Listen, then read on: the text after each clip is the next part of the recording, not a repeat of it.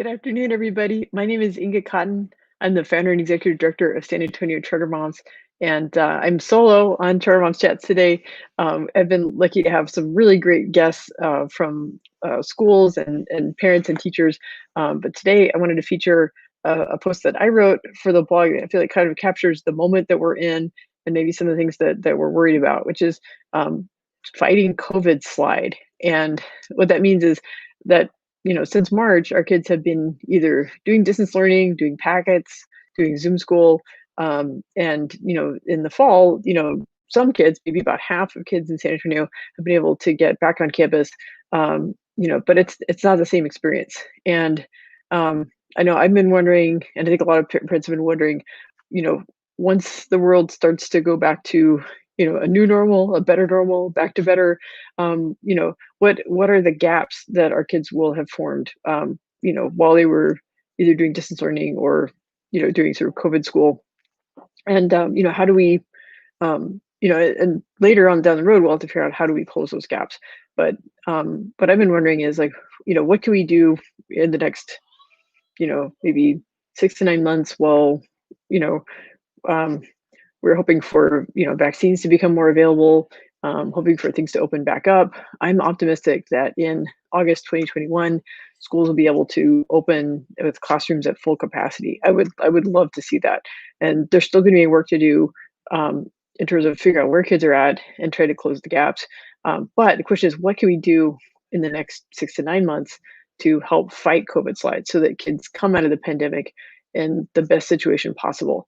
And as I was thinking about this, I realized like the resources we've been sharing since March. You can kind of group them into certain areas. How they address certain problems, and there are some really amazing experts here in San Antonio that we've been able to draw on as guest contributors.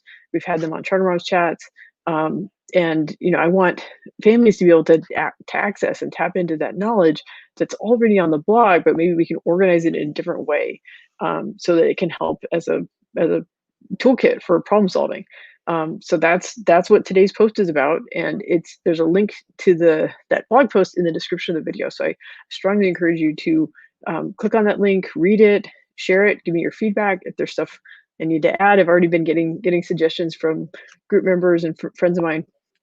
But let me talk about what these areas are, kind of as I reflected on like what we've been sharing, and how these resources are helpful. So there's four main areas where we have resources that help with fighting COVID slide. One of them is early learning, right? How do you help if you have young children?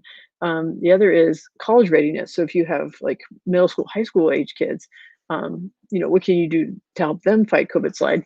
And then resources about mental health and wellness, social emotional learning. And then finally, assessing COVID slide, where, standardized testing, it doesn't have to be the enemy. It can actually be a tool.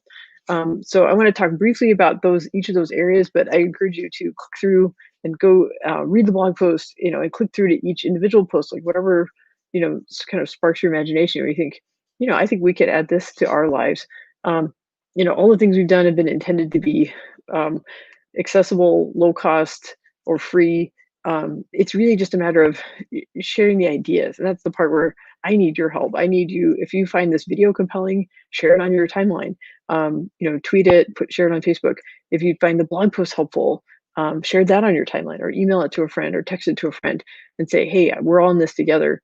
But if we share good ideas, we can help our kids get through this. And I just, all of this is in the context of, I've been watching the news. I know that there are a lot of cases of COVID in the briefings every evening. The positivity rate is high. Even like yesterday, the director of Metro Health recommended that parents keep their kids home if possible to slow down the spread. Although the data show that for the most part, kids are not getting infected at schools. But this is a really stressful time. And I feel like we're at this turning point, right? Where the local public health situation is very serious. And, we all need to do our part to, keep social distancing, wear masks, try to keep our contacts and our pods as small as possible. Watch if you have symptoms, stay home. Don't go out. only do the things that are really essential. Then that's something that we all have to do. But I understand why schools are open, because kids for the most part do learn more when they're in the classroom and they're interacting with their teachers. And from what I've seen from the schools I've talked to, like, and we've shared this content on the blog. Schools like Basis and Compass Rose, um, and Frank, and they have really careful procedures about how they're trying to keep students separated, and try to make it as safe as possible to have kids on campus. So um, just putting this in context, like, if you've been sick, if you've lost family members, you have my deepest sympathy, and I know this is a really difficult time. So but that being said, as long as as long as you have those basic things taken care of, right? Health and safety, you have food on the table, a roof over your head. The next thing to think about is, how do we keep our kids learning so that their education doesn't get delayed or derailed just because there's so much disruption in the education system. So, like I said, there's kind of four areas of resources. One of them is early learning. And so over the summer, I served as the moderator for a webinar about how to teach your kids to read. And the experts on the webinar, it was Mary Field, who's the director of academics at the International School of San Antonio, which is a small private school.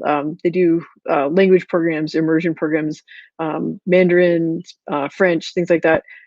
But they also are very knowledgeable about the science of reading, and they strongly recommend using systematic phonics to teach kids how to read. So if you have young children, one thing we're hearing is sometimes families with young children are just nervous about sending their kids to school. It's hard to teach young children how to have proper hygiene, how to maintain social distancing, keep their masks on.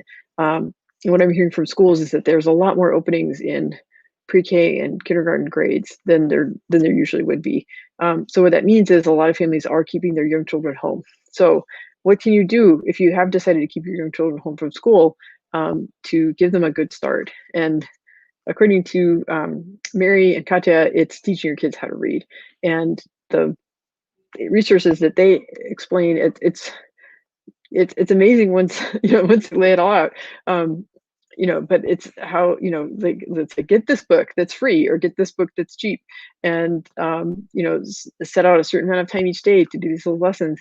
And for most kids, it works. And if it's not working, well, then you've learned something and you can dig deeper, right? And we've had some posts about things like dyslexia or revision, or other issues that cause problems with reading.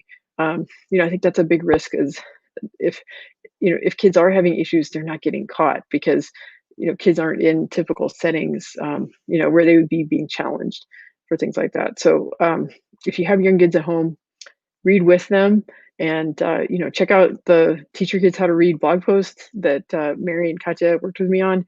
And you really can do a lot with them at home. And it's not just the teaching them how to read, but it's also having this ritual where you sit down together and you know read together. It helps kids feel secure and loved, and they may not see it so much as learning time, but as like mommy time or daddy time, or grandma time, when they feel special and they feel loved. And that's something that all kids need these days.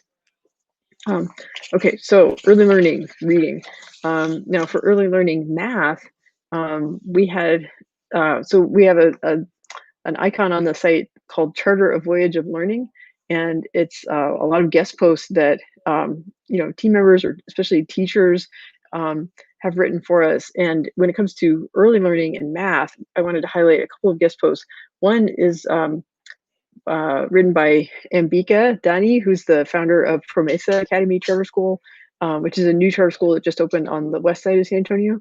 And she wrote a beautiful post about discovering math all around us. And she talks about games that you can play with your kids, going out in nature and observing math and patterns in nature. And what's great about her post is that it's just very playful, and it's about finding order and beauty in the universe through math. And it's great. There's like brain teasers, so it's like, it doesn't, yes, your kids will be learning math, but it's going to feel like play. And then another good source of math activities, Anandita Gupta is a teacher at SST Northwest, and she's a teacher and a mom, and she wrote a set of early learning activities, and a couple of them have to do with addition, subtraction. One of them has to do with measurement. which is fun for kids. So, it gives you a starting point. It gives you a sense of, um, how to sit down and play with them in ways. I know it's hard. It can feel overwhelming, and there's always chores to do, and we don't have our usual distractions, like places we go. Um, but it's think of it as like an invitation, like a how-to. So you can, build these habits of having learning activities at home. Okay, so another area of concern when it comes to COVID slide, I've heard from families with teenagers, and they're worried about college readiness because stakes are higher. Grades matter more, and the kids, they'll be leaving the nest soon, and they need grades on their college transcripts. They need to take the SAT or the ACT. They need to file the FAFSA. What the data show are that FAFSA, or that's the financial aid applications, are significantly down, and the data also shows that a lot of more kids are getting failing grades than they were in the past. And for high schoolers, the stakes are higher. They need to be able to pass their classes and get completion. They need to be um, have college transcripts that show that they're ready for the next stage. Um, so a big challenge with that is finding motivation and you know finding a way to connect with the teenagers, especially boys, in a way. I have a 13-year-old boy, in a way that makes it meaningful. And my recommendation for that is to check out the uh, guest post about inquiry-based learning, written by Justin Johnson, who's the head of school at Anne Frank Inspire Academy, because that's what their model is built on. And so he lays out this process. So there's 6 steps. Um, it's not just loosey goosey. There's real work involved, but the important thing is listening to what their interests are, what questions they're asking. So if you have kids who are asking questions like, why is the sky blue? Why is it this way? Don't just make something up. It's okay to say I don't know, but then say let's find out together. And I've seen this approach in like in pandemic pods, right, which are sort of DIY learning groups that families are forming. And actually, my son knows some folks in a pandemic pod, and they're making documentary short films, and they're learning all the skills that it takes. And the subject is they're writing about like their life experience during the pandemic. And I'm really excited to see what they come up with. It makes it relevant for them. They're learning stuff. They have a goal in mind, and it adds enrichment compared to on top of what they're getting just from doing distance learning. Um, so another aspect, actually, so we had a guest post from a teacher that it might adapt even towards younger kids, but so Mary Luring wrote she's a teacher at SST San Antonio, and she wrote a how-to guide for kids who want to teach adults about something. And I feel like those posts kind of work well together. Like the inquiry-based learning, has a step-by-step process, but Mary's is a little simpler. But it's basically like finding out a subject that a child is interested in, but having them learn enough about it that they could make a presentation.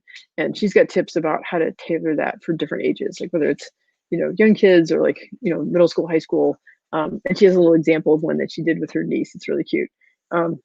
Okay, so those are some suggestions about um, college readiness. Oh, I should also mention we got a guest post from Lisa Cunningham, who's the executive director at San Antonio Education Partnership, which is also, you might know it better as Cafe College. And it's a place downtown where pre-pandemic kids could go and get resources about applying to college, filing for financial aid. But she's got some really good suggestions about how to bring up those conversations with kids about hey, where do you want to go from here?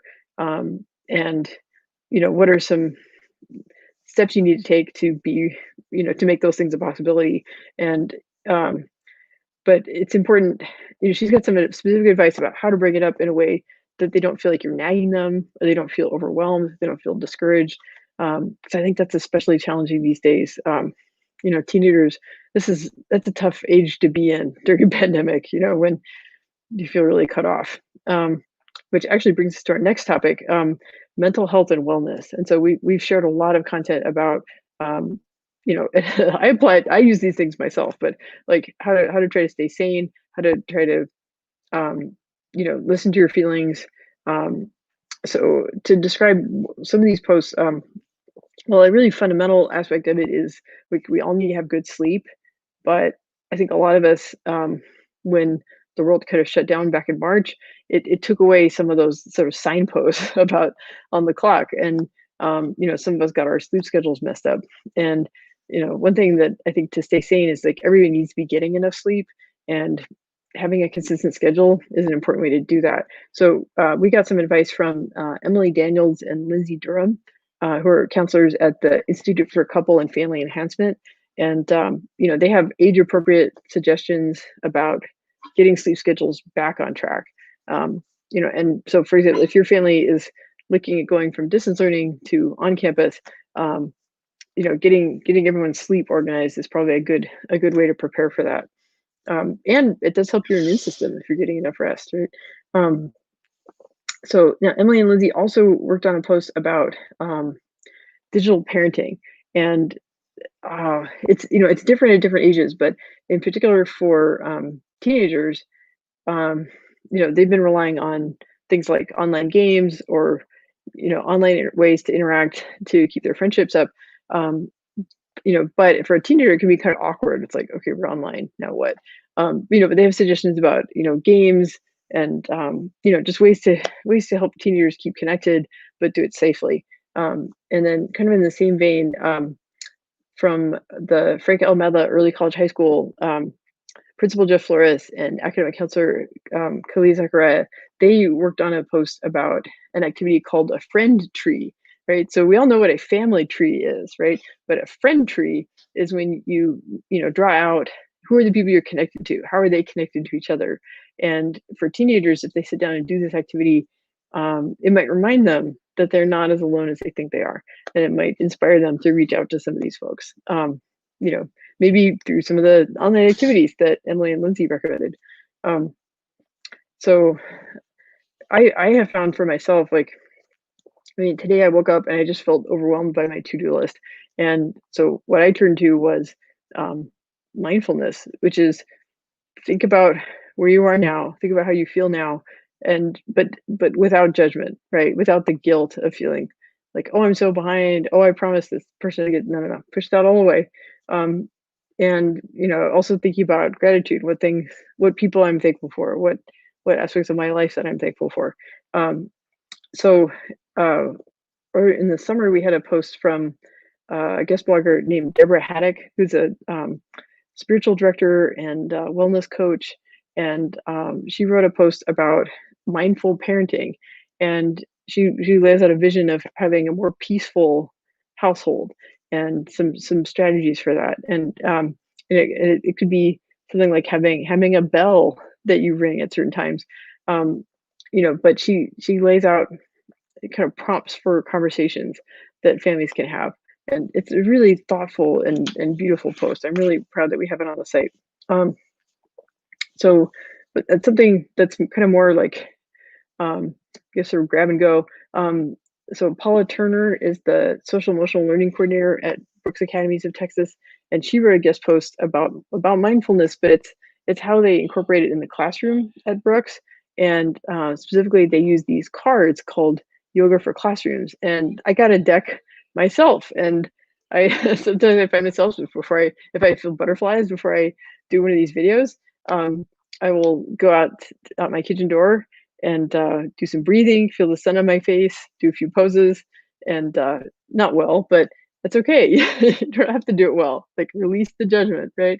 Um, and some breathing, and it's really helped me get through some times where, because of the pandemic, there were times when I felt discouraged, I felt disconnected. I don't have the benefit of those, like random hallway conversations like I used to have at the Impact Guild. And I talk to my office neighbors and just be able to like connect and breathe and blow off steam. I don't have those anymore. So I have to kind of, find peace in a different way. And the mindfulness moments like they do at Brooks, those have really helped me. So I recommend checking out that post, and you might find ways that you and your kids can incorporate that. To it helps to give you a reset if your kids are kind of zoned out from looking at too many Zoom classes. then stopping and breathing and stretching, it can refresh their minds and actually help them learn better. Um, and then more of these guest posts that we had they're on the Charter of Voyage of Learning, but I've grouped together in this post several that have kind of an arts and crafts component to them. So one of them was it's called Grumpy Pants, and it was by an art teacher at Kipling Window named Jessica Rivera. That one's really fun. There's a story time that goes with it. There's one called Making Faces, and that's from Jennifer St. Pierre and Elizabeth Scott at SST Northwest, and you make these little masks with different expressions on them. They're kind of like emojis, and kids love that. And then another, let's see, oh yeah, and then um, making memes, and that's a recent one that had to do with Character Education Week. But Amanda Maloney at SST Northwest, there's a meme making template that she provided, and encouraging kids to make their own memes and then talk about the feelings in them. And her activity specifically geared towards character education and how we treat people, how we behave. Um, but I think it's a fun activity to do together. Um, and then there's also for Father's Day, we had a guest post from Dr. Gary Boyd, and it was about storytelling. And some of the activities he lays out do have a craft component. So there's one that uses Play-Doh, and it's a sort of geopolitics through Play-Doh. But his activities are really thoughtful, and it's geared towards fathers, but it's really any sort of generation bridging situation. So if the grandparents or aunts and uncles are in your pandemic pod, this could be a good one. And it could even be done over Zoom, but just to as a structure to kind of keep those relationships growing. Um, so and then there was a two-part guest post. So Kristen Henry is a literacy education consultant, but she wrote it's based on, might get the name wrong, but like Mood Meter is an app, and it's really, but she goes into more detail explaining like how we identify what our feelings are. So we like listen to how we feel, identify it, name it, and then learn techniques on how to regulate it. And this is something adults need to learn. It's something kids need to learn. And be able to like name and manage and regulate our emotions, it puts us in that state where we are ready to learn. And that's really important. If we're going to be fighting COVID slide, we have to be able to reset and get ourselves in the right mind frame to be learning. And it feels weird to be switching from talking about mindfulness and being caring towards ourselves emotionally, and then talk about testing, right? Because testing is really stressful. Um, but we had a really interesting post. I worked with Dr. Nathan Balasubramanian, or he goes by Dr. B. It's a lot easier. But Dr. B is an expert on psychometrics, and kind of broke it down for me, like how to read a STAR report card. And actually, you can learn a lot from it. Now, there were no STAR tests administered in 2020, obviously, but if your kids are the right age, you can go back to the 2019 reports. You can look at the STAR report card. You can find their Lexile and quantile scores, and it gives you an idea, at least you can see a trend line maybe, and see like, okay, where are they and what resources will help them the most now, right? So based on their interests, you can find like personalized like books that are at the right reading level, to help them stretch but not push them too far so they don't get frustrated. You can find like math problem sets that they can work on, kind of fill in the gaps. And I don't know right now. TEA says that STAR will be administered in 2021.